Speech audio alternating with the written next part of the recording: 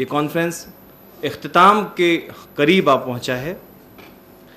हमारे guest, valedictory session के chief guest, मेहमान खुसूसी मोहतरम जनाब लॉर्ड मेघनाथ देसाई साहब पद्म विभूषण आ चुके हैं यूनिवर्सिटी में, और मोहतरम जनाब चांसलर ज़फ़र शरीशवाला साहब के साथ चंद ही मिनटों में इंशाअल्लाह डायस पे होंगे।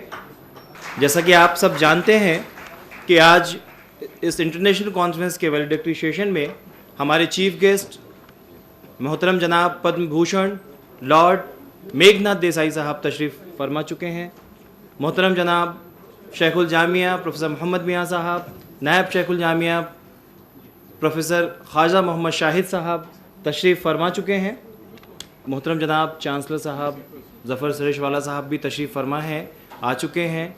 हम सब दिल की गहराइयों से उनका भी खैर मकदम करते हैं, इस्तकबाल करते हैं। और चूँकि आज की सदारत भी मोहतरम जनाब चांसलर साहब ही कर रहे हैं, तो सर की इजाज़त से सर जी हम वैलिडिक्टरी सेशन में यहाँ पहुँचे हैं और इसका आगाज़ भी अल्लाह के कलाम से हो चुका है। आज हमारे दरमियान दुनिया के मशहूर व मारूफ शख्सियत, मशहूर इकॉनमिस्ट, इंग्लैंड की लेबर पार्टी के मशहूर कायद लॉर्ड मेघनाथ देसाई साहब हमारे मेहमान खुसूसी की हैसियत से, चीफ गेस्ट की हैसियत से इस प्रोग्राम में हैं। हमारे शेखुल जामिया की पुरवकार मौजूदगी है हमारे pro vice chancellor professor Khwaja Mohammad Shahid sahab, registrar professor रहमतुल्लाह साहब भी तशरीफ़ फरमा हैं।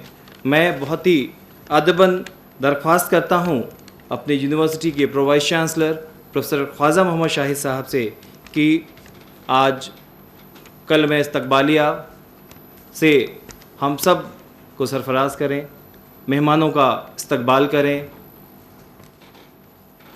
प्रोफेसर ख्वाजा मोहम्मद शाहिद साहब।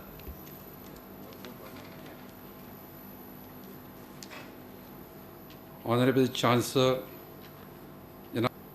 Honorable Vice Chancellor Professor Mohammad Mia, Professor Rahmatullah, Professor Sham, distinguished delegates, members of the faculty, students, ladies and gentlemen.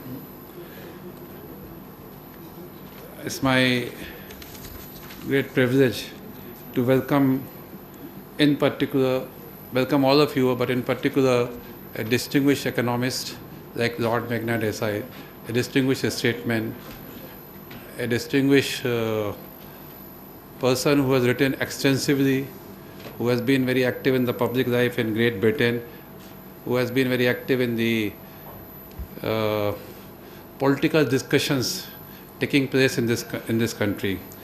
So you will agree with me that today, this evening, this afternoon, we have in Lord Desai a person of a great eminence to grace this valedictory function. I'm thankful to Lord Desai because I know that he has travelled very extensively in the last 1 week or so to reach to Hyderabad. He had engagements in Bombay yesterday. In fact, we were expecting him, you sir, yesterday, but suddenly because of your other engagements in Bombay, you have to postpone it to today. And I'm glad that you are with us this afternoon in this valedictory function. Janab Zafar Sharishwala Sahab has been very kind, has been patronizing this conference from the day one we informed him about this conference in Bombay. He was very happy. He extended all out support for this conference in terms of giving his advices, suggesting names, participating personally in almost various sessions of the conference, taking active part in question-answer sessions. This all show that he is not just a decorative chancellor of this university. He is a very participative chancellor of this university. And we have lots of hope from him in future also, that in all our program and all our endeavors, his patronage, his support will always be available to us. Lord Desai's personality perhaps does not require an introduction in an audience like this, in a university where academicians, intellectuals, journalists are sitting.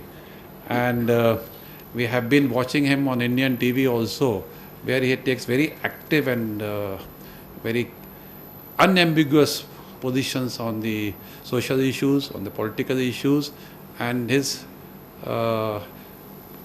views are well known to all of us. I was just telling him a few minutes back that I came to know about him, about his famous book on Dalip Kumar, which came some time back, and he quickly added, he's going to write another book on Pakiza. I've written it. It's already written you. Already written on Pakiza. Go buy it. So go and buy this book. So he has just informed you that his interest in, of course, movie or cinema or film actor, actress has led him to the learning of the sweetness of language Urdu, which he has just demonstrated before you. This is one thing I thought I must share with you, that he is very, not only a voracious reader or a very active participant in the political discourse of this country, but also a very authentic author in his own right. And if I remember correctly, sir, you are planning to write Rediscovery of India? I've written it. I written also Rediscovery of India. You have already written a Rediscovery of India, which maybe my knowledge is very outdated. Is Rediscovery of India, which is somewhat similar to Discovery of India by Maulana Azad. So Maulana Azad discovered India, and Lord Desai rediscovered India. Nehru, sorry, I correct myself. I stand corrected, sir. I stand corrected. Sorry.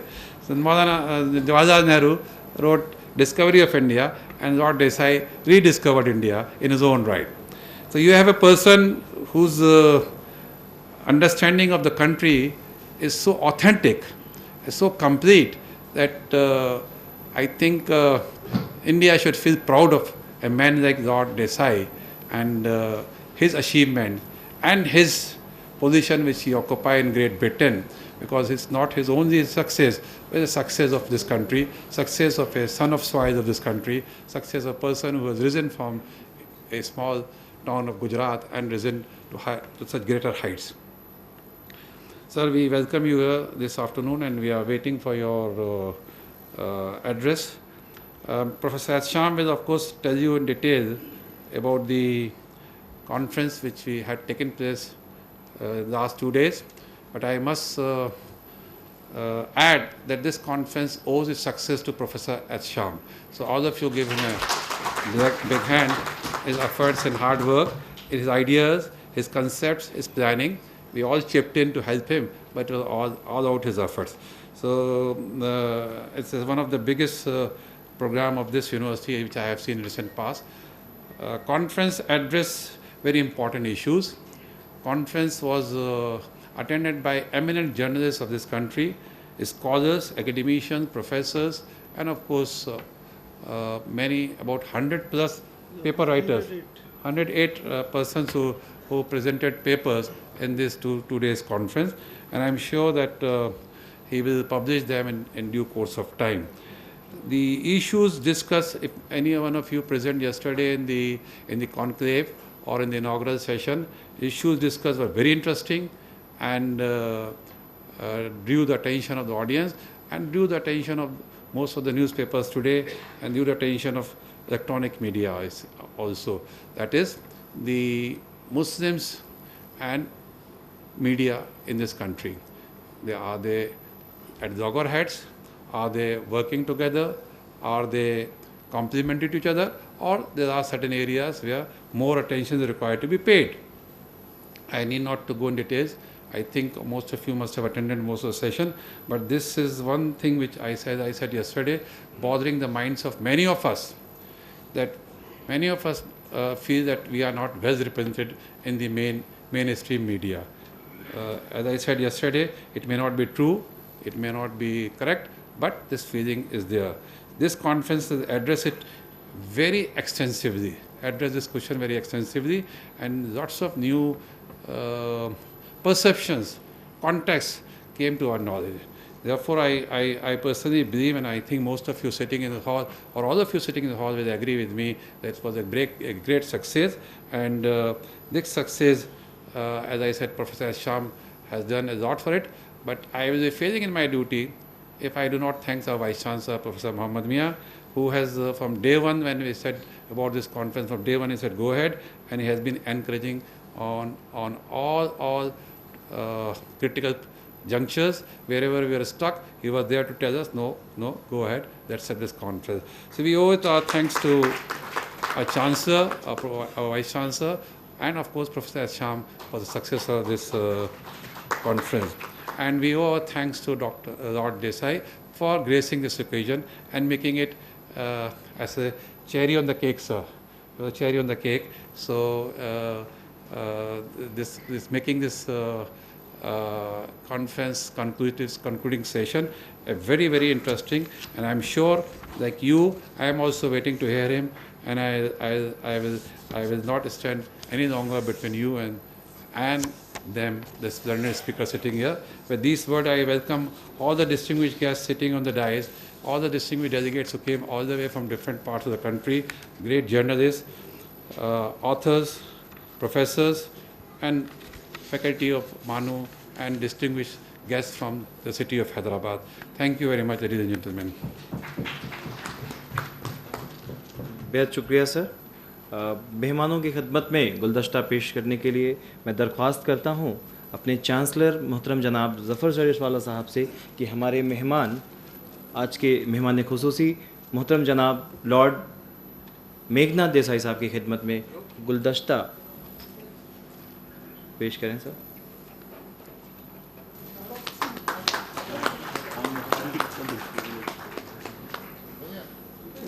मैं दरख्वास्त करता हूँ शेखुल Jamia professor Mohammad मियाँ साहब से कि आप हमारे चांसलर मोहतरम जनाब ज़फ़र शरीफवाला साहब की खिदमत में गुलदस्ता पेश करें सर।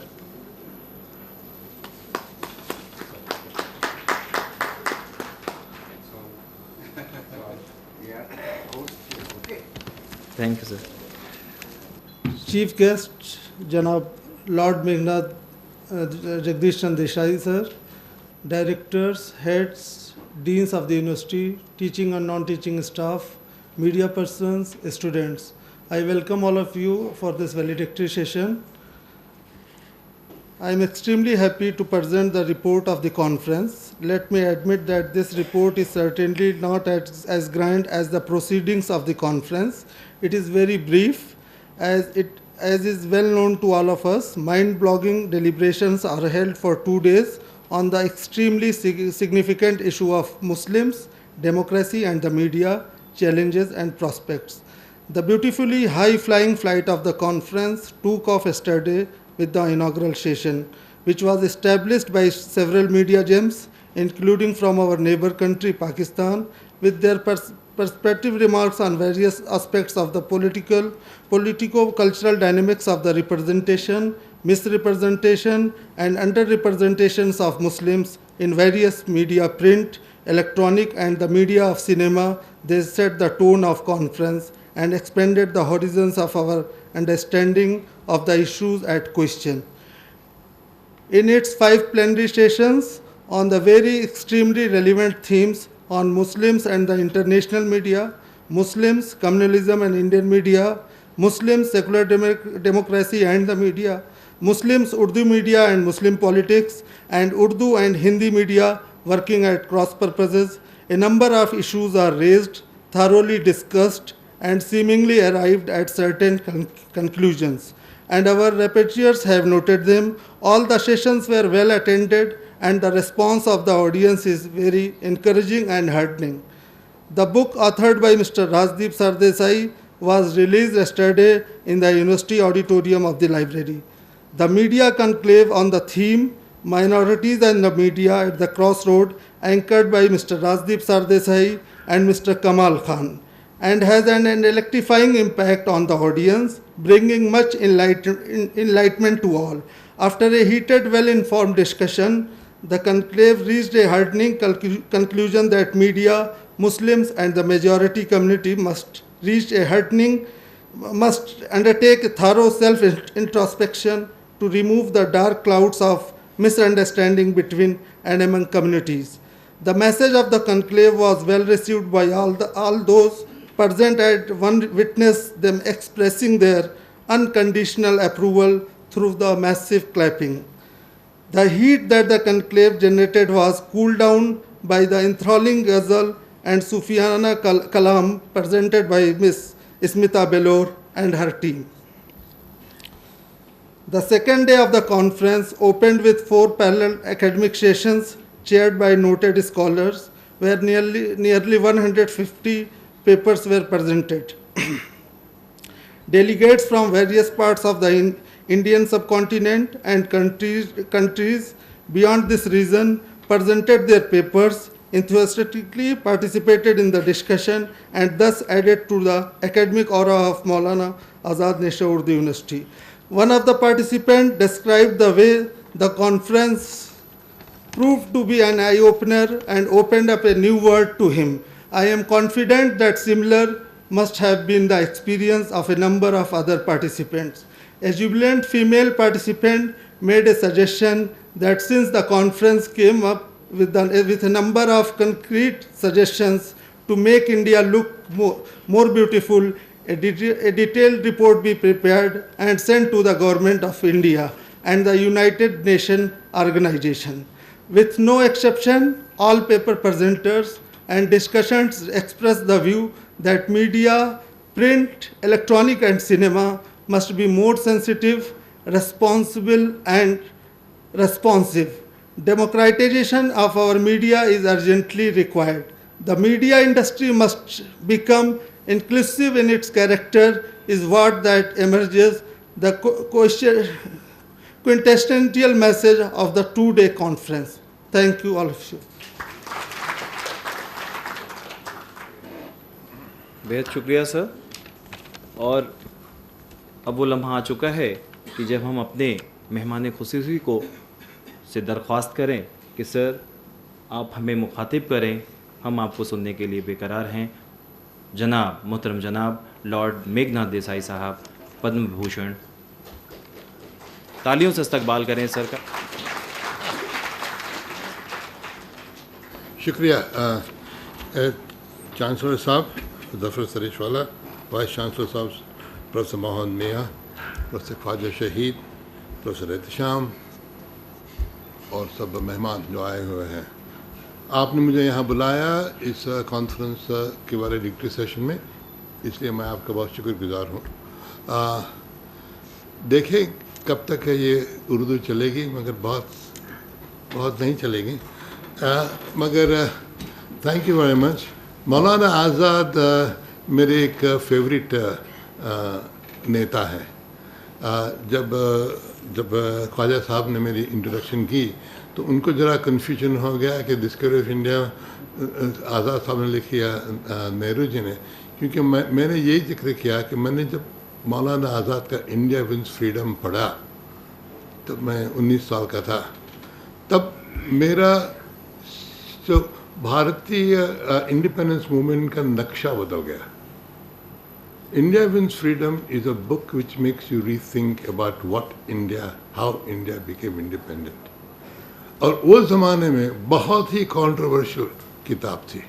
बहुत लोग ने कहा कि ये नेहरू को ब्लेम कर रहे हैं, ये क्या बात है, कि ये कैसे हो सकता है। मगर पहले बार हमें ऐसा लगा कि हमारी जो हिस्ट्री हमें पढ़ाई गई थी, जो हमने एक सीमलेस होल जैसी मानी थी कि परफेक्ट हमारी इंडिपेंडेंस स्ट्रगल की हिस्ट्री, गांधी जी आए, ये हुआ वो हुआ, आज़ादी मिल गई, पार्टीशन हो गया, जिन्ना ने जो कुछ किया। पहली बार हमें ये लगा कि भाई ये हिस्ट्री है वो कंकॉक्टेड सिंथेटिक हिस्ट्री है। सब देश अपनी हिस्ट्री लिखते हैं तो एक वर्जन कंकॉक्टेड सिंथेटिक होता है, वो स्कूलों में पढ़ाया जाता है। स्कूलों में जब आप हिस्ट्री पढ़ाओ तब कंट्रोवर्सी बाहर रखो कि देश मजबूत हैं, अच्छा है, उसके नेता सब अच्छे हैं। जब जब थोड़ी सालों के बाद पढ़ो तो लगता है कि नहीं भाई ये तो कुछ आर्टिफिशियल बात है। और हमें ये जो डिफरेंसेस हैं इतिहास के बारे में, हिस्ट्री के बारे में, जो हमारे में डिफरेंसेस हैं, वो डिफरेंसेस हमें हमारी नज़रों के सामने लाने चाहिए। कोई भी देश की एक सिंगल हिस्ट्री नहीं। हर देश, यूके, यूएस, मैं यूएस में पढ़ा हूँ, मैं पढ़ता था, मैं यूके में रहा हूँ कुछ 50 साल से। यहाँ की हिस्ट्री, फ्रांस की हिस्ट्री, सब हिस्ट्री में बहुत पॉलिटिकल डिफरेंसेस होते हैं, दूसरे इंटरप्रिटेशन होते हैं। कभी ये नहीं कि सिर्फ एक ही हिस्ट्री एक देश की हो सकती है। और हमें ये कंट्रोवर्सी से घबराना नहीं चाहिए, कंट्रोवर्सी होनी चाहिए, क्योंकि जब भी कोई देश होता है, एनी नेशन,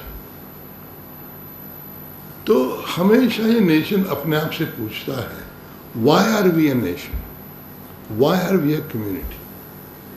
जो हमारे पोस्ट कॉलोनियल नेशंस कहते हैं, उनको तो ये सवाल बहुत ही ज़रूरी है कि वो ये इसका जवाब दें, क्योंकि ये पोस्ट कॉलोनियल नेशन हैं, वो उन्हें भी एक मुश्किल है कि भाई नेशनलिज्म की जो थियरी है, सिर्फ यहाँ नहीं, यूरोप में भी है।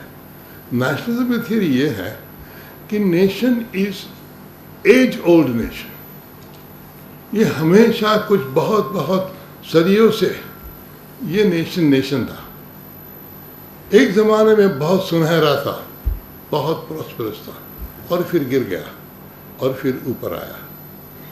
ये सब नेशन की हिस्ट्री है। सब ये बात कहते हैं, और सब नेशन में ये ओनली आधा सच है, वो सच है। मगर इस बारे में पोस्ट कॉलोनियल देशों को एक बहुत ही बड़ी तकलीफ है, क्योंकि शायद आज का जो देश है वो 3000 साल पहले नहीं था। अमेरिका में देखो, जब उन्होंने अपनी हिस्ट्री लिखना शुरू किया, तो भाई 1776 war of American revolution, Declaration of Independence, we hold these truths to be self-evident that all men are created equal वगैरह। मगर तब all men were not equal in America। Constitution लिखा, इतना ब्यूटीफुल कॉन्स्टिट्यूशन लिखा, मगर उसमें भी एक आर्टिकल ऐसा है कि भाई जिस स्टेट्स में ब्लैक पॉपुलेशन है, उसकी population, white population plus fraction of the black population गिनना। क्योंकि इस पॉपुलेशन कैसे काउंट करें, पॉपुलेशन पर कितनी कांग्रेस के रिप्रेजेंटेटिव आए, that is dependent. So American constitution in print says कि there are whites and a fraction of the black population should be counted as Americans. Now nobody talks about that. In 1960s, when I was there in America, and the Civil War movement started, that is when people became aware of the repressed contradictions in the history of America. And they're still being discussed. So what I'm saying is, in India, we should stop being afraid of differences. Just stop being afraid of differences. This nation is not going to break up. It's never going to break up. You know, the generation of Nehru and so on, they were very worried about balkanization. Nehru was against linguistic states because they worried it'll break up, it'll break up. It's not going to break up. Forget about that. Relax. This country is not going to break up. This country is going to survive. It has survived for, hundreds of years. It's going to survive. So we ought to honestly discuss our differences. Because if we don't discuss our differences, and if we put a parda over it, saying ye sab secular hai vagera, that won't work.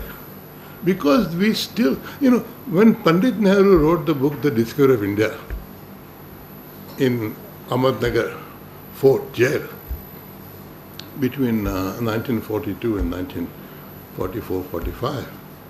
The India he discovered was not the India he became Prime Minister of. That is a problem. And that problem will not go away. Okay? That's why I wrote the Rediscovery of India, but that's another story. So, we have to understand that the whole thing about Muslims, differences, media, the central problem, there is somebody has said about Condoleezza Rice, who was Secretary of State in America. She said that America bears the birthmark of slavery. That will never go away. It's a birthmark. India bears the birthmark of partition. We have to come to terms with it. It will not go away. And we have written a number of history. So I want to put that context because that is the context people don't put it in. And we have to sort of confront this. This is a problem. This is a 80-ton elephant in the room. And we will write different histories, we'll write interpretation. So that having been done, we say, okay, what remains is a nation, is a single nation. I actually, and everybody wants a desperate theory of the nation. In some European theory of nationhood, the nation could only be of a single racial people, the Hungarians and the Poles and all that other theory. So some people want that sort of theory.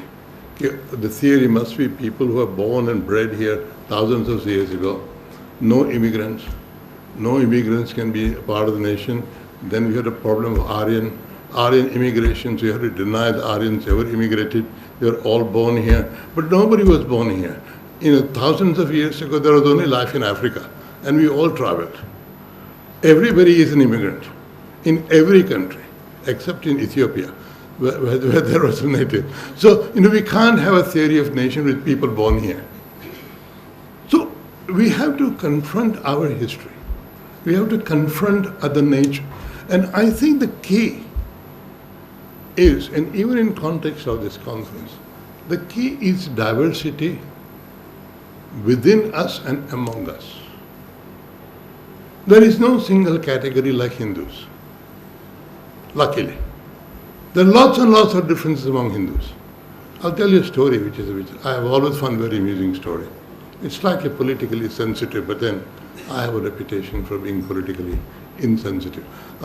During the continuing dispute over the Babri Masjid, what to do later on, the Shankaracharya of one of the centers, I forget which one, proposed a solution of reconciling the different demands of the Muslims and Hindus. Pravin Togaria of the Vishwa Hindu Parishad said, Shankaracharya is a Shaivite. What right has he to comment on Ram Mandir, which is a Vaishnavite temple? Now, this is the degree of difference.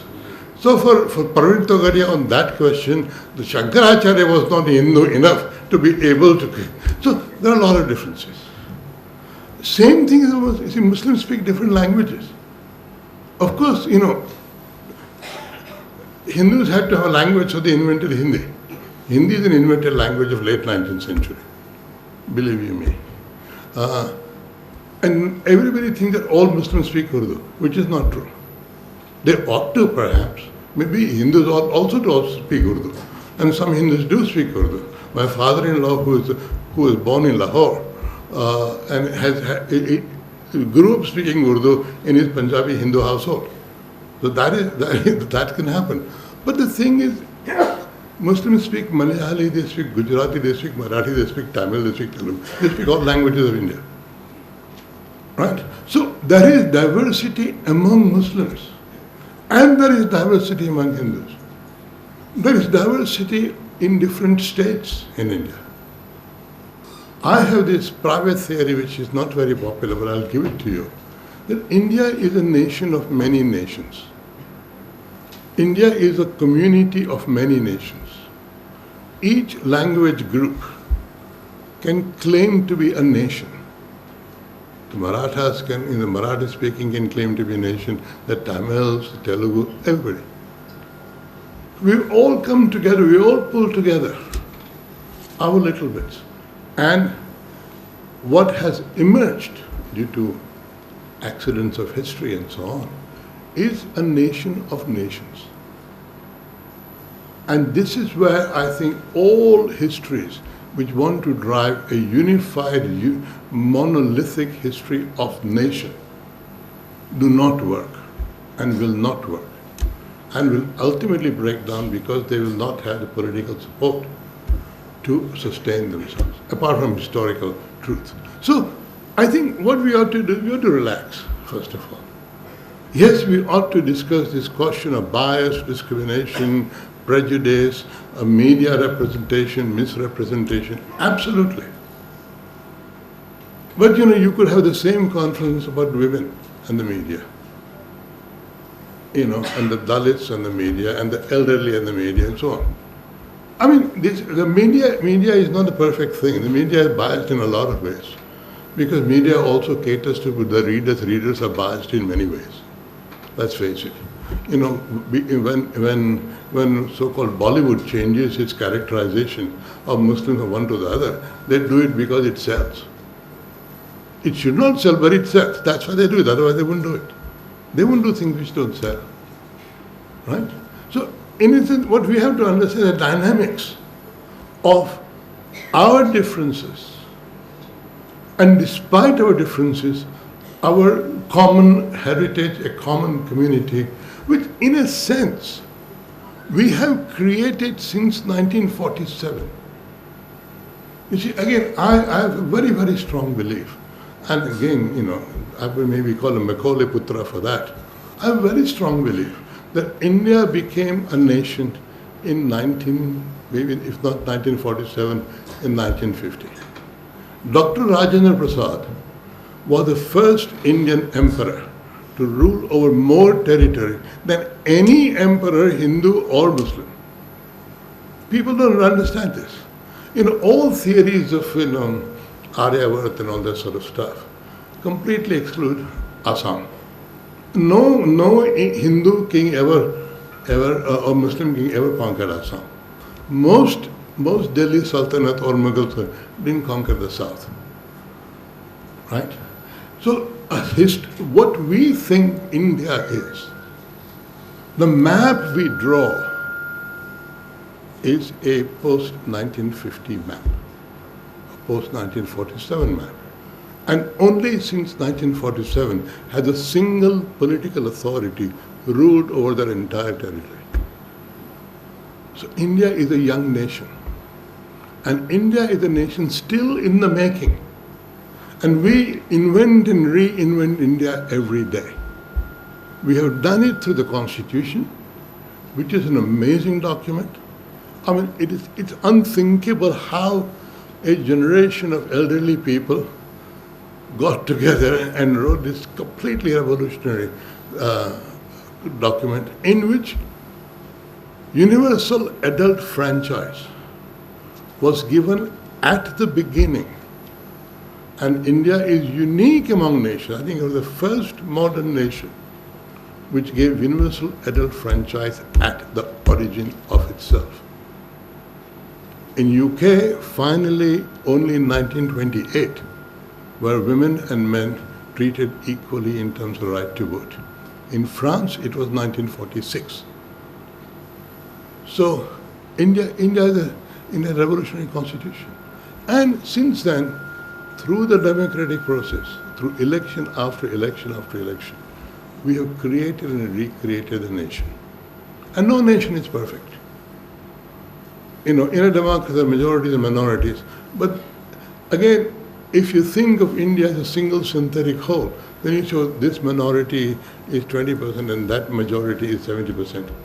There's no such thing. Because there are different majority minorities in different places. What we have to do is to use the media creatively to discuss our differences.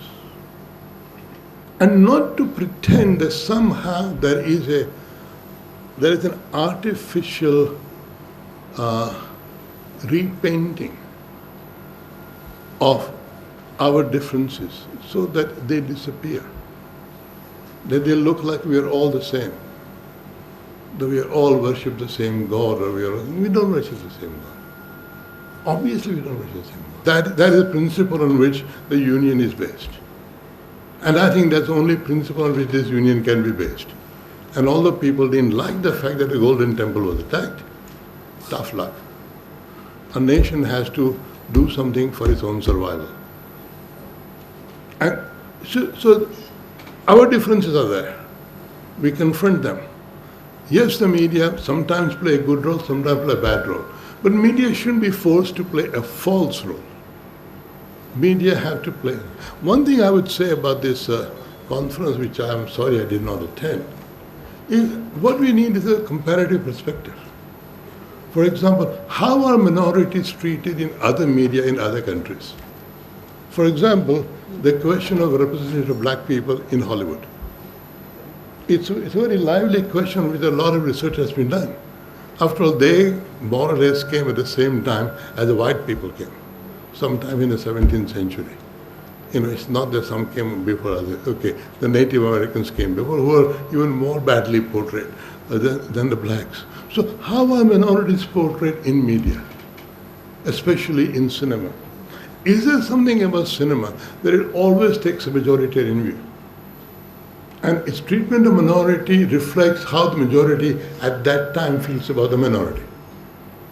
And that's, as I said, it's also you can ask about women and so what we have to do in this respect, and I very, very much welcome this conference. Okay, we must again and again display our differences. We must expose our differences. We must discuss our differences, and we must try and understand at each stage how the portrayal of our differences evolves and changes. Because we are not an island. There's a world out there.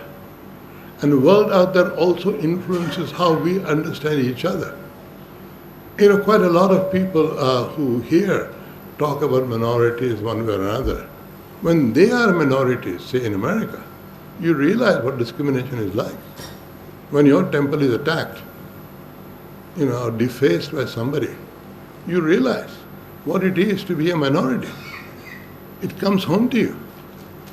Being a minority doesn't have a religious tag on it. You can be a minority anywhere you like. I think we have to understand this particular problem in an international perspective as well.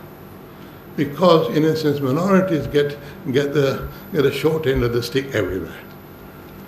Even, as I said, in theoretically democratic countries which assert equality of the people in the preamble or in the Declaration of Independence. Okay, so let's not be afraid of these things. These are not secrets. We have to bring them out. We have to discuss them. We have to talk about them. We have to fight about them. We have to shout about them. This nation is going to survive no matter what, because it has come through a long history, not just before independence, but since independence, which is a unique history. There's no other country this size which is a democracy. There's no other country which is democracy and with this high percentage of people go out to vote. There's no other country in which differences between regions can be quite sharp. And they have to be reconciled by resorting to the ballot box. I'll give you another example. When this controversy arose about the Ram Setu, the bridge between South India and Sri Lanka, the DMK government was building something and there was a protest that they were going to disrupt the Ram Setu. Karunanidhi said, "What is this Ram Setu? Who was Ram? He was not an engineer. How could he build a bridge? What nonsense is this? He was an alcoholic," etc. Now, the South Indian, especially the Dravidian perception of Ramayana, is very different from the North Indian perception of Ramayana. There is no single perception of Ramayana or Mahabharata or anything else. Don't worry. So I think I really very passionately believe that conferences like this are very important, absolutely, that we ought to get an international perspective on it and see that we are not unique in this. Every country has these sorts of battles. And we have to find out how to, I mean, especially if I talk about the Muslims. In Europe today, that is a big burning question. France has a different problem compared to UK has a different problem. Netherlands has a different problem. And it is the same problem. How do we accommodate a minority, a large minority, which is different in a culture which respects differences? So liberalism respects differences. All these cultures are liberal. Are there limits to liberalism? That's what we are asking in Europe. But by asking those questions, by debating them, by fighting about them, is how we will solve them, or how we will renew our determination to live with each other. And so India is not alone in this respect. Muslims are not the only minority community which get demonized by the media or discriminated against by the media. They do get discriminated. I'm not denying that. What I'm saying, agreements. Universities exist not to teach anything else except to think clearly and independently. And I think if universities don't actually raise controversies, they shouldn't be there. Because if you want to learn something, you don't have to go to university. You can sit at home and read it up. Once upon a time, to be a barrister or an accountant or an engineer, you didn't go to university. You just read the books and took an exam and you passed. There's not a problem. You go to university to meet other people, to argue, to learn from your teachers learning from your students. And ultimately you argue because you want to think more clearly than when you came in. And I think our whole life should be like that, every day and everywhere. We ought to have controversy, we ought to have arguments, we ought to have differences, and we ought to celebrate our differences. They will not disappear, not in a lifetime, because a country in which there are no differences is a very dull country. We are not North Korea, for God's sake. We are a rich, diverse country. And I think we ought to face it, discuss it, celebrate it, and I welcome this conference for that reason. Thank you very much. बेहद शुक्रिया sir, बहुत ही गैर मालूमाती sir lecture आपका। हिंदुस्तान बिल्कुल एक गुलदस्ते की तरह है जहां तमाम मज़ाहिब और तमाम तहज़ीब के लोग एक साथ मिलजुल के रहते हैं। और फिर एक बार शुक्रिया के साथ अब मैं दावत देता हूं और बहुत ही अदब से दरख्वास्त करता हूं अपने यूनिवर्सिटी के शेखुल जामिया प्रोफेसर मोहम्मद मियां साहब, जिनकी क़यादत का ही नतीजा है कि ये कॉन्फ्रेंस नहीं, आज मौलाना आज़ाद उर्दू यूनिवर्सिटी को जो एक नया मकाम हासिल हुआ है सर, ये आपकी क़यादत है। शायद ये कहना अगर न कहें तो ये नाइंसाफ़ी होगी। सर आपकी क़यादत का नतीजा है कि उर्दू यूनिवर्सिटी ने अपना एक मकाम हासिल किया है। उर्दू बोलने वाले लोगों को साइंस और टेक्नोलॉजी की जो पढ़ाई आपने मुहैया की है सर, इसके लिए उर्दू बोलने वाली जमात हमेशा आपके लिए एहसानमंद रहेगी। प्रोफेसर मोहम्मद मियां साहब।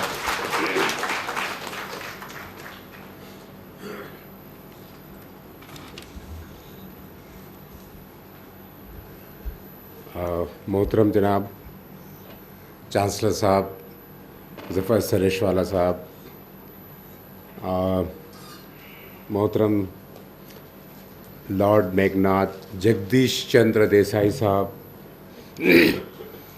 my colleagues on the dais, off the dais, media persons, I used to refer press persons, आज मुझे मालूम हुआ कि नहीं, मीडिया पर्सन कहना चाहिए क्योंकि इसमें टेलीविज़न के लोग भी होते हैं।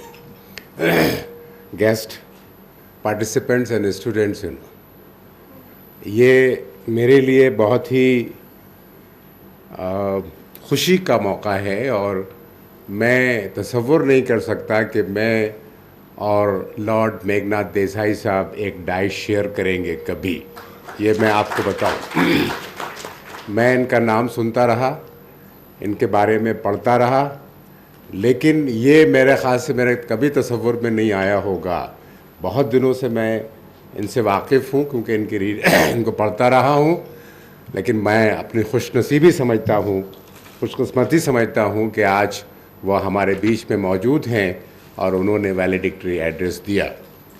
वैलेडिक्टरी एड्रेस भी मैं समझता हूँ कि अपने आप में एक बहुत ही यूनिक वैलिडिक्टरी एड्रेस है, जो डिफरेंसेस ऑफ ओपिनियन को और डिफरेंस ऑफ ऑब्जर्वेशन को आइडेंटिफाई करता है, एक्सेप्ट करता है और उनको एक पॉजिटिव वे में सराहता भी है. I think this is very few people who can understand the I am very natural difference of opinion among the human beings.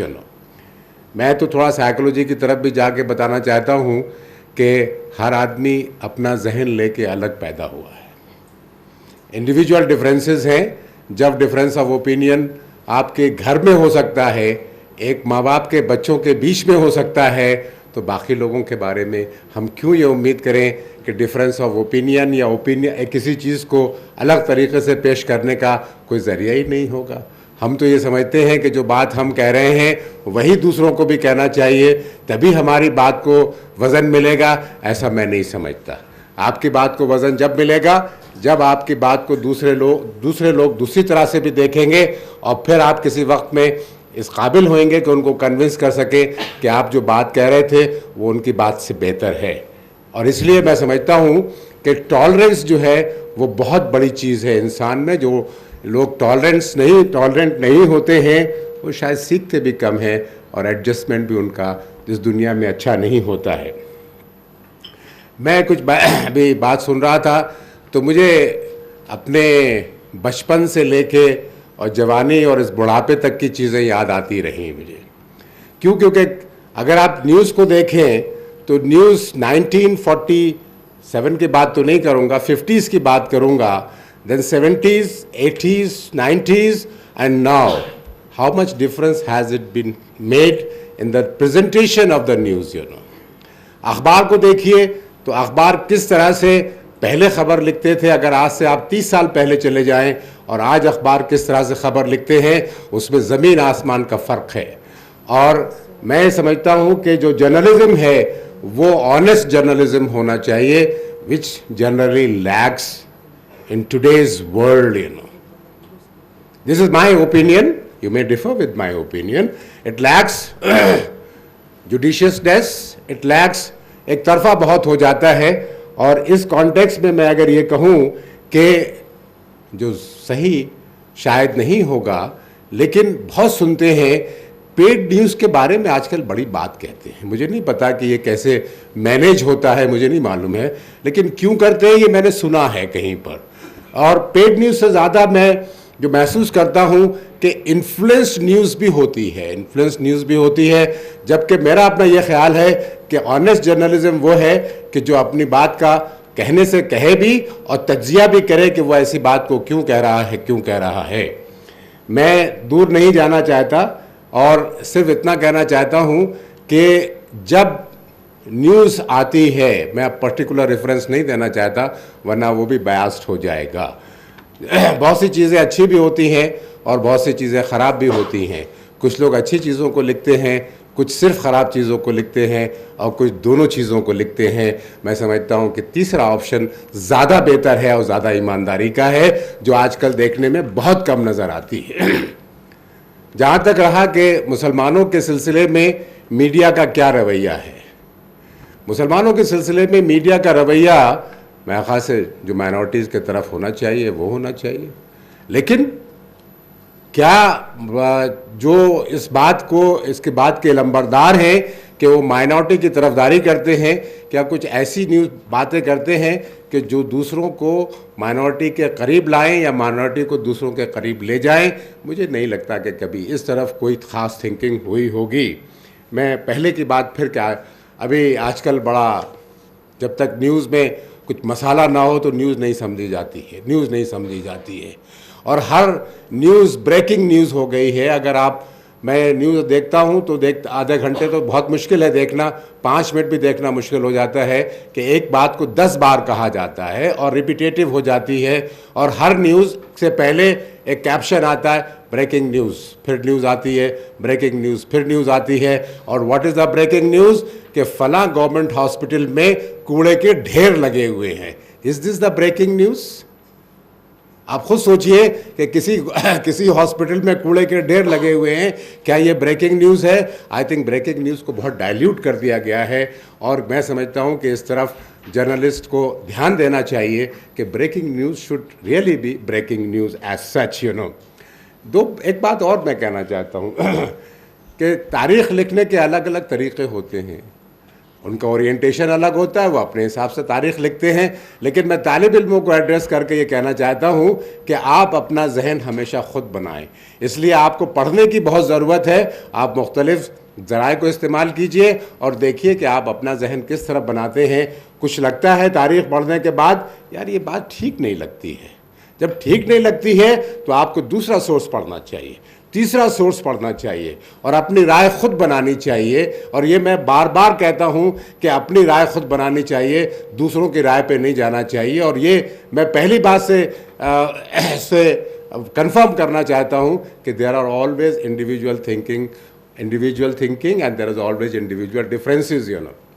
अब जो मैं इस बात को इसलिए कहना चाहता हूँ कि मेघना साहब ने भी इस तरफ जिक्र किया, जब मुसलमान हिंदुस्तान में नहीं आए थे, जब इस्लाम हिंदुस्तान में नहीं आया था, तो क्या उस वक्त झगड़े नहीं होते थे? कोई बता सकता है? किसी ने उतनी हिस्ट्री पढ़ी है? उस वक्त भी झगड़े होते थे और इससे ज़्यादा परहैप्स झगड़े होते थे। अगर आप चले जाएं उस ज़माने की हिस्ट्री में, जिस तरफ आपने वैष्णवाइट्स और शिवाइट्स का जिक्र किया सर, अगर आप वैष्णवाइट्स और शिवाइट्स के डिफरेंसेस को देखें और वो आपने एक पर्टिकुलर रेफरेंस में कहा, तो उस ज़माने में इस कदर वायलेंस होता था इस सिलसिले में कि आप तसव्वुर नहीं कर सकते। और मैं ये समझता हूँ, मैं इसको एक और चीज़ से भी कनेक्ट करना चाहता हूँ। मैं चाहता हूँ कि हमारे तालिब इल्म मुख्तलिफ रिलीजन्स की स्टडी किसी लेवल पर ज़रूर करें ताकि उनको ये मालूम हो। अब जैसे मुझे क्यों मालूम है, क्योंकि मैं अक्सर, मेरे एक ब्राह्मण दोस्त हैं जो केरला से ताल्लुक़ रखते हैं, रिटायर हो गए हैं, मैं उनके साथ बैठ कर डिस्कस करता था। ये बात मैंने उनसे सुनी थी और मैंने पढ़ा नहीं है, मैंने उनसे सुनी थी और आज इस बात को कंफर्म हमारे लॉर्ड मेघनाथ साहब ने किया। मैं और दूसरी बात ये कहना चाहता हूँ कि ये जो रोल है मीडिया का, ख़ास तौर से मुसलमानों के सिलसिले में, मैं इसमें डेमोक्रेसी को बीच में नहीं लाना चाहता। क्यों? क्योंकि जब तक, चाहे वो उर्दू मीडिया हो, हिंदी हो, इंग्लिश हो, किसी भी भाषा का हो, जब तक कि वो ऑब्जेक्टिव न्यूज़ नहीं देंगे तब तक ये डिफरेंसेस पैदा होते रहेंगे। और ऑब्जेक्टिव न्यूज़ का आना, मैं समझता हूँ, जब तक कि जर्नलिज़म की तालीम उस तरह की नहीं होगी, जर्नलिज़म की तालीम पर भी जोर देना चाहिए कि जर्नलिज़म क्या है। लेकिन बेचारा जर्नलिस्ट मजबूर होता है, उससे ये कहा जाता है कि इस तरह की न्यूज़ बनाकर दो। इफ़ आई एम रॉन्ग, आप कहिए, बिल्कुल आप कह सकते हैं। लेकिन अगर जर्नलिस्ट को ये कहा जाता है, वो नहीं चाहता है, तब भी वो उस तरह की न्यूज़ बनाता है। हमारी कोशिश ये होनी चाहिए कि हम ऐसे प्लेटफॉर्म से, जहाँ पर हमने इतने लोगों को इकट्ठा किया और जो लोग हिंदुस्तान में जाने जाते हैं, अच्छे जर्नलिस्ट जाने जाते हैं, उनको इकट्ठा किया, उनकी बात को सुना, तो हमको ये एहसास हुआ कि हमारे तालिब इल्मों को भी फ़ायदा होगा और जर्नलिस्ट के साथ में जो मजबूरियां होती हैं उसको उनको किस तरह से दूर करना चाहिए, इसका हमारे पास कोई सलूशन नहीं है। आखिर में मैं I am going back to the news again. एक ज़माने में न्यूज़ सुनने का बहुत अच्छा लगता था कि न्यूज़ आती थी, और अब सिर्फ न्यूज़ अगर सुनने की ज़रूरत पड़ती है, अगर आपके पास वक्त है तो आप डीडी न्यूज़ सुनिए तो आपको न्यूज़ का मज़ा आता है। बाकी मज़ा नहीं आता क्योंकि वो बहुत रिपीटेटिव होती है और उसमें नई नई बातें बनाई जाती हैं। मैं अपने टीचर को याद करता हूँ ऐसे वक्त में, जिन्होंने, अभी पर्शियन की बात हुई, उर्दू की बात होती है, दूसरी भाषाओं की बात होती है, लैंग्वेजेस की बात होती है। मुझे पर्शियन बचपन में मैथमेटिक्स और पर्शियन एक टीचर ने पढ़ाया था। मैथमेटिक्स और पर्शियन एक टीचर पढ़ाया, ये सोचा नहीं जा सकता, और उनका नाम था master Anokhe Lal. Thank you very much. बेहद शुक्रिया सर। और अब मैं बहुत ही अदब व एहतराम के साथ दरख्वास्त करता हूँ आज के इस इजलास के सदर हमारी यूनिवर्सिटी के चांसलर मोहतरम जनाब ज़फ़र शरीशवाला साहब से कि सर आप आएँ और सदारती कलमात से हमें सरफराज करें। मोहतरम जनाब ज़फ़र शरीशवाला साहब। अस्सलाम वालेकुम।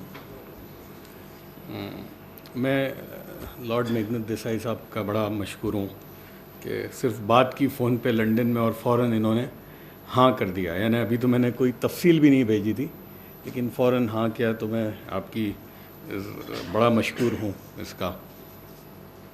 और मैं इसमें इन्वॉल्व इसलिए हूँ कि मैंने तो पहले ही कहा था कि भाई मैं एब्सेंट चांसलर तो रहूँगा नहीं, हर आपके उसमें बिल्कुल पूरी तरह से इन्वॉल्व रहूँगा, तो इसलिए मैं इसको अपनी एक ज़रूरत समझता हूँ और ये मेरी अपनी ज़रूरत है। जो बात लॉर्ड मेघनाथ साहब ने कही, ये हमारे यहाँ तो अव्वल दिन से थी, लेकिन हम कहाँ से कहाँ पहुँच गए। इख्तलाफ की, डिफरेंस ऑफ ओपिनियन की जो बात है, यानी हमारे यहाँ तो ये कहा गया कि अल इख्तलाफा फिल रहमा, यानी डिफरेंस ऑफ ओपिनियन जो है ये रहमत है खुदा की। मुसीबत हमारी ये हो गई है कि हमने रहमत को, इख्तलाफ को दुश्मनी में बना दिया है। रहमत है ये। यानी मैं आपको दो मिसालें देता हूँ। पता नहीं अगर इस ज़माने में ये इख्तलाफ कोई करे तो उस पर कौन सा कुफर का फतवा लग जावे, मैं अंदाज़ा नहीं लगा सकता। हज़रत अब्दुल्ला इब्न मसूद रज़ी अल्लाह ताला अन्हु, जो प्रॉफिट के बड़े जलील क़दर सहाबी में हैं, और मैं यहाँ कहूँगा कि है हिम्मत किसी में लगाए उन पे फतवा। वो पूरी ज़िंदगी कुल औज़ु बिरब्बिल फ़लक़ और कुल औज़ु बिरब्बिन नास की सूरत को कुरान का हिस्सा नहीं माना उन्होंने। अगर मौलवी हजरात हों यहाँ पर, है ना, बिल्कुल, और इतने बड़े डिफरेंस से रहे, है ना। नऊज़ बिल्लाह अगर हम तो कह दें कि साहब ये कुरान की चीज़ नहीं है, तो पता नहीं मेरे तो सदियों तक मेरे ख़ानदान पे लानत बरसे। और हम नमाज ही को देख लें कि नमाज पढ़ने के कितने तरीक़े हैं? चार तो हैं नुमाया, हैं कि नहीं है? वितर हम 3 पढ़ते हैं और एक बहुत बड़ा तबका 2 और 1 पढ़ता है। वुजू के फराइज में, यानी क्या इससे ज्यादा डिफरेंस हो सकते हैं? तो ये तो हमारा पहला सबक था, डिफरेंस के साथ जीना। ये तो इख्तिलाफ तो रहमत की चीज थी, और आज हमने इख्तिलाफ को दुश्मनी में बना दिया। हमने इख्तिलाफों को दुश्मनी, यानी एक आदमी की अगर सोच अगर हमसे जरा अलग हो तो ये हमसे, साहब ये दुश्मन है, ये हो गया। तो ये बहुत बड़ी चीज है। और फिर मैं एक बात को फिर दोहराऊंगा आज, जो मैंने कल कहा था कि जो मुसलमानों पर जो इल्ज़ामात हैं, जो कहा जाता है हमें, तो क्या हमने संजीदगी से कभी मुहासिबा किया है? Self introspection. अगर कोई मुझे ये कह रहा है तो मैं समझता हूं कि अगर कोई मेरी मुनकर पर नकीर करता है तो वो मेरा मोहसिन है, वो दुश्मन नहीं है। यानी मेरी गलती को अगर कोई बताता है तो मुझे तो उसको समझता है वो मेरा दोस्त है। तो जो हमसे कहा जाता है कि साहब हम इंटॉलरेंट हैं, तो क्या हम नहीं हैं? क्या हमारे अंदर हो गया है ना? हम बर्दाश्त ही नहीं कर सकते। हम तो किसी चीज को बर्दाश्त नहीं कर सकते। यानी मस्जिद में, जो मैंने कल कहा था, फिर मैं दोहराता हूं, अगर टखने से नीचे है पजामा है तो पता नहीं भौं से देखता है आदमी। और बाज़ मस्जिदों में तो टोपियां रखती होती हैं, अगर कोई बगैर टोपी का बेचारा भूल से आ जाए तो उस पर पहनाई जाती है टोपी, है ना, डाली जाती है ज़बरदस्ती से। यानी हम ये भी बर्दाश्त नहीं कर सकते, है ना। तो क्या हमने कभी मुहासिबा किया है? और दोस्तों, ये बहुत बड़ी नेकी है, शायद इससे बड़ी नेकी कोई नहीं है सेल्फ इंट्रोस्पेक्शन से। बल्कि एक सहाबी रज़ी अल्लाह ताला अन्हु को पूछा, अल्लाह के ख्वाब में देखा कि वो जन्नत में सीधे चले गए, तो पूछा कि भाई कौन सी नेकी थी आपकी, क्या कितनी नमाजें आप पढ़ रहे थे? कौन सी नमाजें हैं आपकी, कौन सी इबादत है? तो कहा मैं कुछ भी नहीं करता, बस रात को सोने से पहले मैं अपनी गरेबान में झांकता हूँ कि आज मैंने कौन सा अच्छा काम किया, कौन सा गलत किया, बस मैं इतना देखता हूँ और अपने अंदर में देखता हूँ। तो दोस्तों हमारा आज हाल ये हो गया कि हमने अपने अंदर में देखना बंद कर दिया और बाहर सबको देखते हैं। वो किसने किया? तो वो यहूदियों ने किया, ये तो ईसाइयों ने किया, वो तो वीएचपी ने किया, ये तो आरएसएस ने किया। भाई हमने क्या किया? हमारी मुसीबत यह है कि हम अपने 2/6 के जिस्म में तो इस्लाम लाना नहीं है हमको, और मुल्क में इस्लाम लाने की बातें करते हैं हम। हिमाकत की कोई इंतहा है? और ये 2/6 के जिस्म के इस्लाम क्या है? हम देखिए, हम देखें अपने तजाद को देखें, हम अपने जो कॉन्ट्रडिक्शन को। झूठ हमको बोलना, गीबत हम करें, चुगलखोरी हम करें, बहुत साफ कह रहा हूं मैं, ये मेरे अंदर भी है सब। कब्रिस्तान की ज़मीनें हम बेच खावें, वक़फ़ की ज़मीनें हम हड़प कर जावें। भाई वक़फ़ की ज़मीनें क्या वीएचपी ने खाई या आरएसएस ने खाई?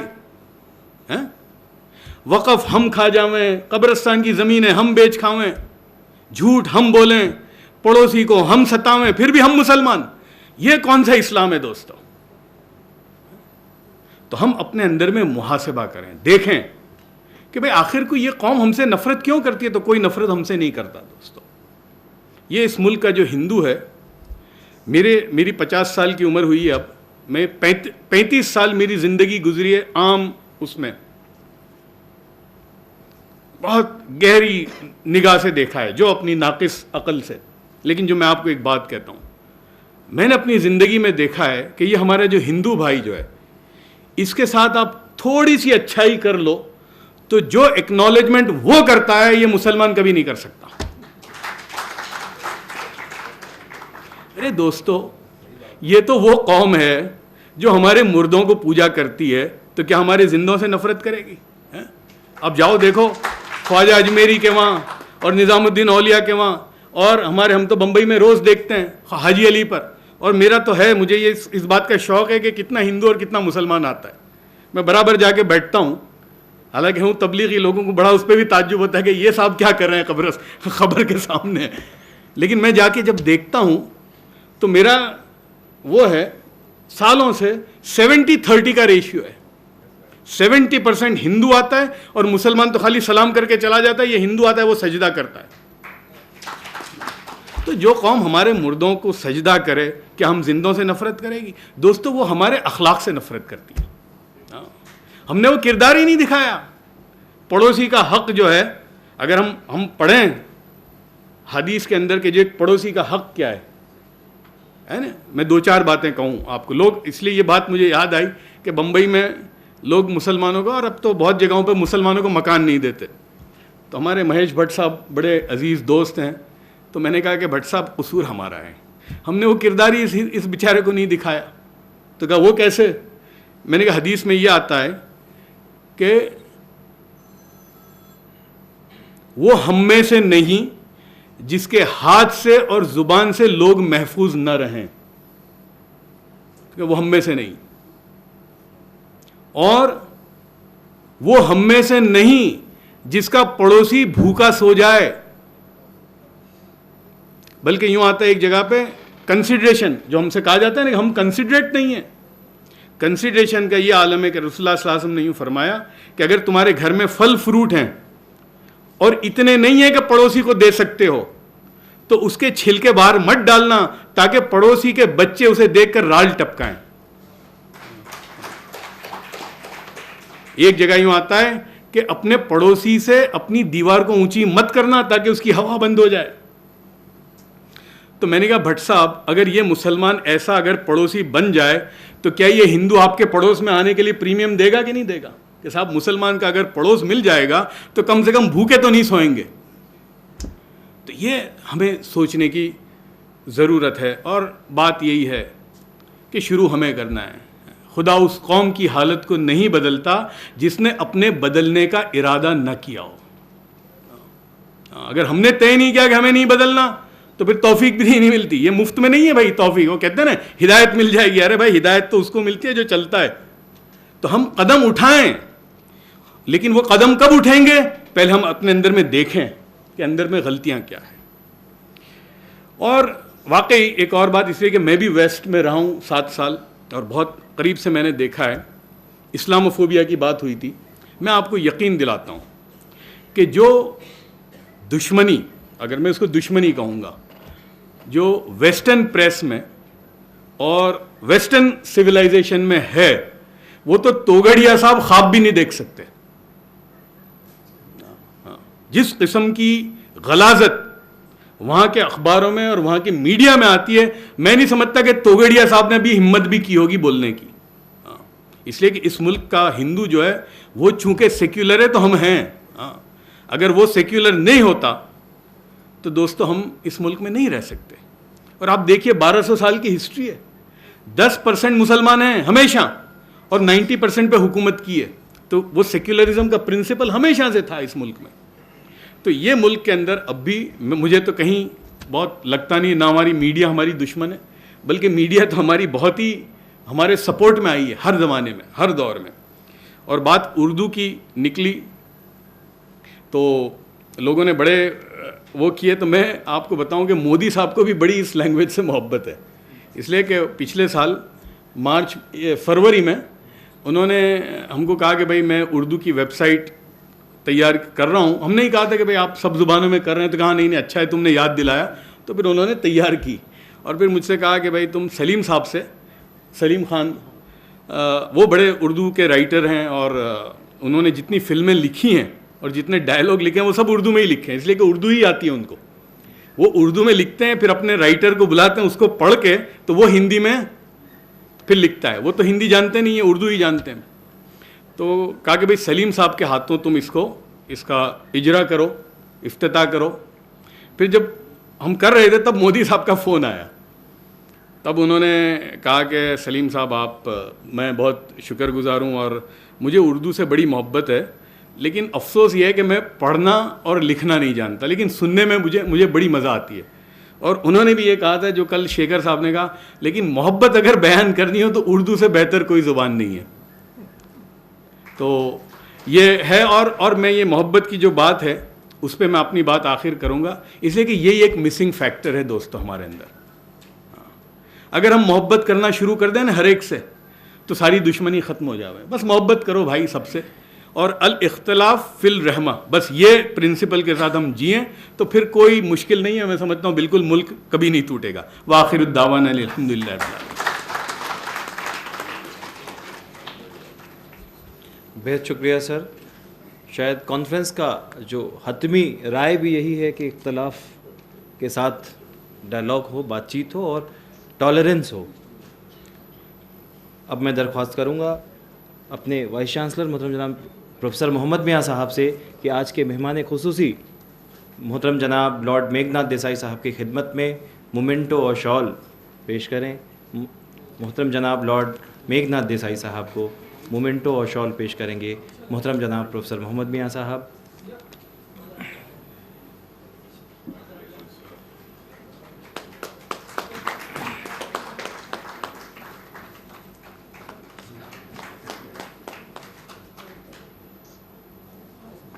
बेहद शुक्रिया सर, आपने ये कबूल करके हमें इज़्ज़त बख्शी है।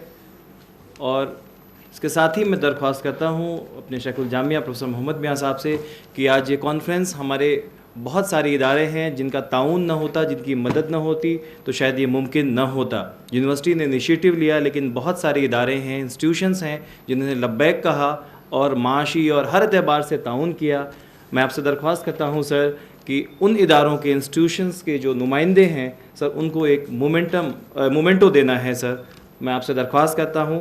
सबसे पहला नाम, हाँ सर, हाँ, जिस कॉन्फ्रेंस के लिए जो सबसे पहला जो ताउन के लिए जो हाथ बढ़ाया, जिसके लिए हम हमेशा शुक्रगुजार रहेंगे, वो है हैदराबाद का British high commission, deputy high commission का दफ्तर।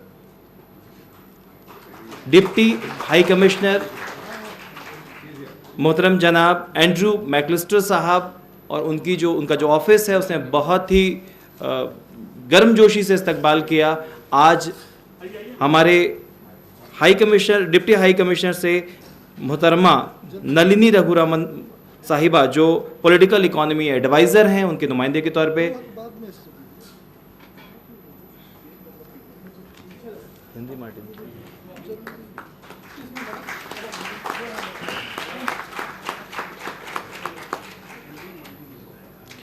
हेनरी मार्टिन इंस्टीट्यूट हैदराबाद, अगर करीम साहब हों, interfaith coalition for peace New Delhi, ETV Urdu के, जिसने इस कॉन्फ्रेंस के बेशतर हिस्सों को लाइव दिखाया, रिकॉर्डेड दिखाया और बार बार दिखाया। ईटीवी की जानिब से हमारे ईटीवी के साथी आरिफ साहब, प्रोड्यूसर आरिफ मोइन साहब, प्रोड्यूसर ईटीवी उर्दू और Hindi channel. Good word new Delhi, good word new Delhi की तरफ से सामी साहब मौजूद हैं, रियाज उमरी साहब ये मोमेंटो हासिल करेंगे। मेस्को हैदराबाद का भी बड़ा ताउन रहा है। मेस्को की जानिब से अगर नुमाइंदे हों तो जी।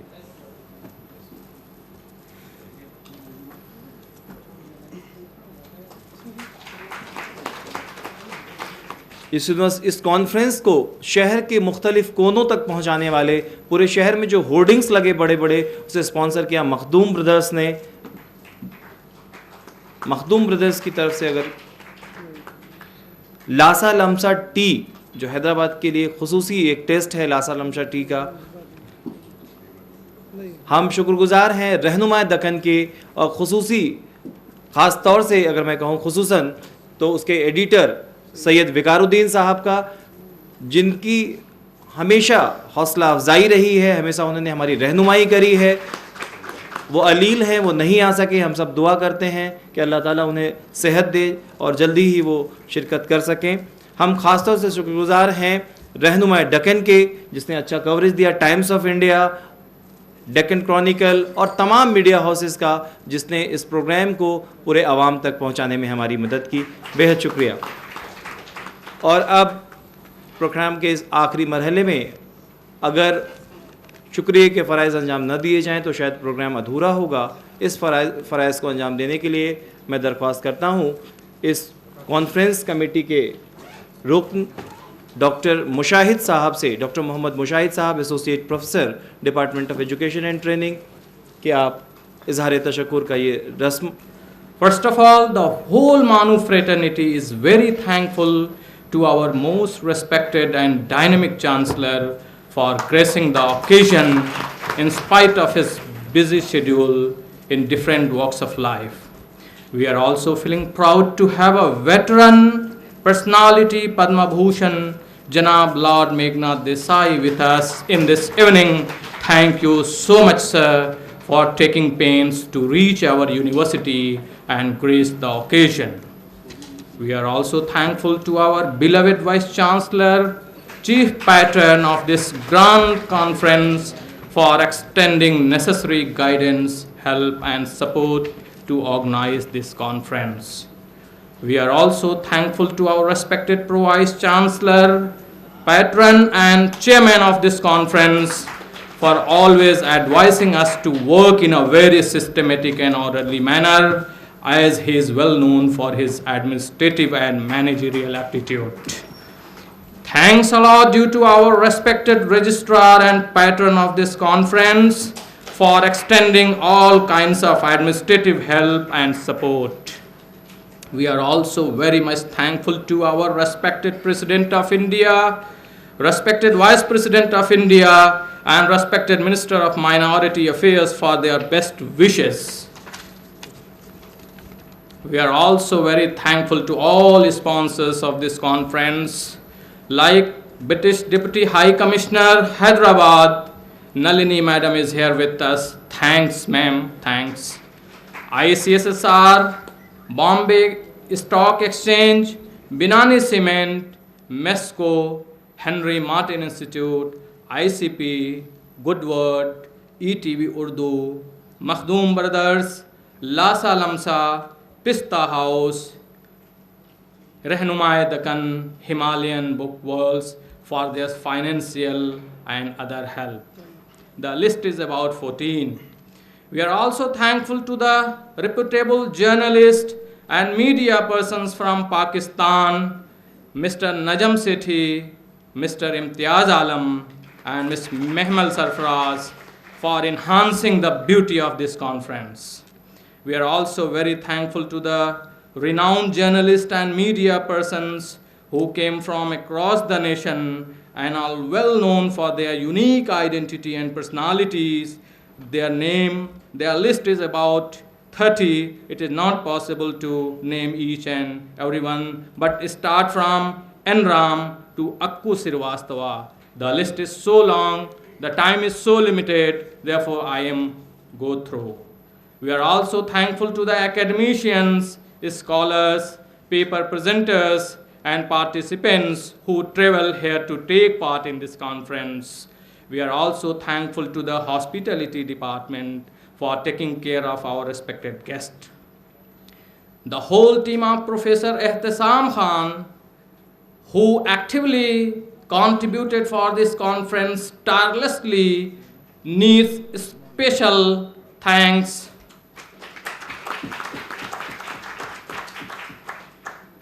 It would have not been possible to make this conference a success without their help and support. We also thank to media for wide publicity and coverage. Last but not the least, all the students of MCJ, office staff, namely Mr. Ahmad, Mr. Nasir, Mr. Sujit, need special thanks, who worked day and night to make this event a grand success. I thank one and all who contributed directly or indirectly for the success of this grand occasion. Thank you one and all. Thank you very much.